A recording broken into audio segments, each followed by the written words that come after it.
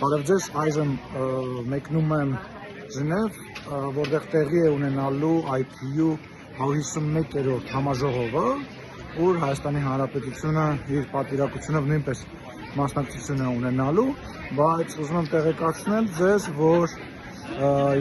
ամսի 21-ին նախատեսված է նաև